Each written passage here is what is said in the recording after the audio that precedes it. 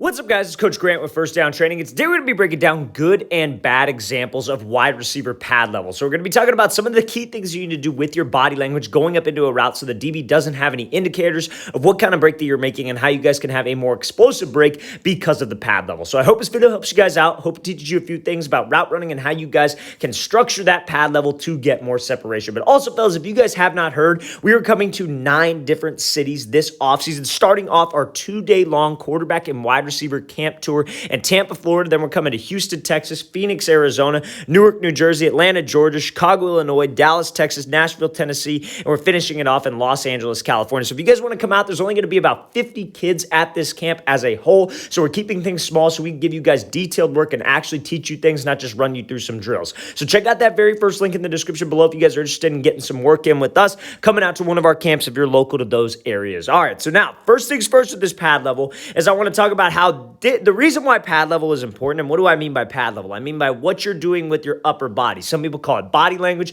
I like to call it pad level. So reason why pad level is important because A, that's what that DB is going to be reading. If he's in off man coverage or at a certain point, because every type of zone coverage eventually turns into a man coverage situation, he's going to be watching what? He's going to be watching those hips. Some people say he's going to be watching those numbers, but all in all, he's going to be looking at that torso, right? So if he's looking at my torso has to be the main thing of the entire route that is going to sell vertical. Yes, obviously you want to run fast. Yes, obviously you want to have good stride. You want to be in full stride. You don't want to chop your steps, but your pad level is what so many people screw up on. So what this receiver does, this is a bad example of pad level, right? So he's going to be running this post route against an outside leverage type DB or head up type DB. So what we want to do is we want to keep great pad level. I want to be fully committed with my upper body. I'm either attacking his outside shoulder or his midline to get him to backpedal, get him bail off of there so I get separation on the post. But if I start to turn my pad level too early or I start to raise my pad level, those are both indicators to the DB that a break is going to be coming. DB is one of the toughest positions on the field.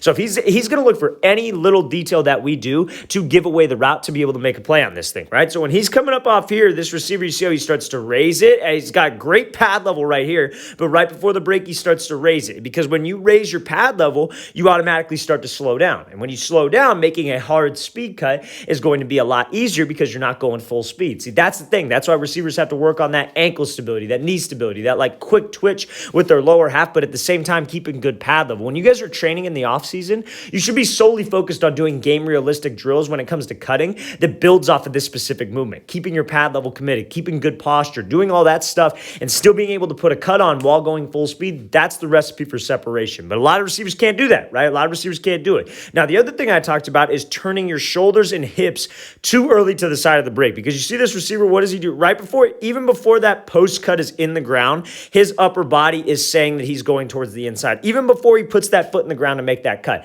That's an example of bad pad level because you're starting to turn your shoulders, starting to turn your hips, and you raised your pad level.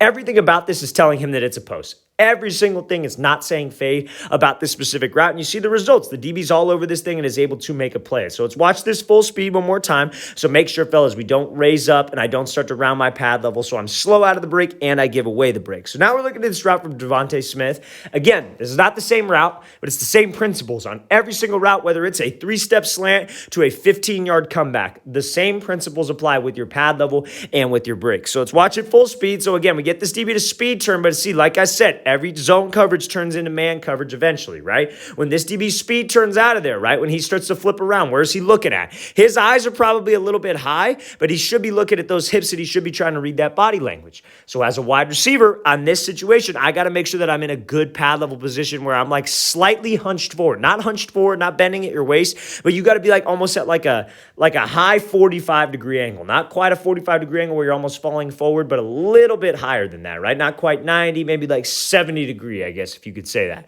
So when we're at that kind of pad level, that everything about that looks like a fade. It looks like he's actually running a fade. He's not starting to round his hips and his shoulders into the break. He's not starting to turn before he makes that cut. He's able to stay in stride, keep a good pad level. This is being a salesman on the route. The whole reason pad level is important is because it makes you a salesman on the route, but also if you stay committed to the break and you try to get out of this route and you try to drop into this thing, it makes the break more violent because you have to be violent in order to change direction if you're committed to a route with your pad level. So fellas, good pad level, what that means when you hear me talk about that, a slight lean forward, don't expose your number. And what I mean by that is don't lean back and then don't start to turn your shoulders and don't start to turn your hips to the break before we actually drop down and make the break with my lower half, because that is a huge indicator to this DB. Let's watch the thing again, full speed. Great job by Smith selling fade, keeping those head nut shoulders down, being violent with his hips and dropping in and out of this route. Great overall route right there by Smith. All right, guys, we want to thank you for watching. I really appreciate it. I hope this video helped you guys out and just taught you a few things about route running, what you can do with your pad level